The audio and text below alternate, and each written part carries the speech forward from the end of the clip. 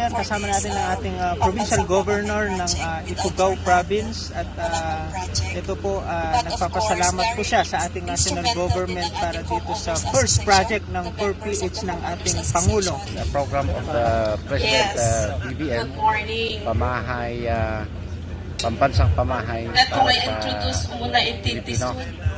So this was applied by the Home Association, and it was endorsed by the municipal government of Lamot.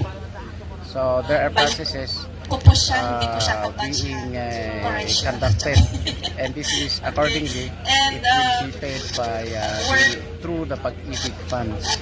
So yon, the Pag-ibig members, they will apply for the units, and headed by its president, and accordingly it is 35 years to pay. So, So sir, thank you very much for the project. yes po. our So, instrumental.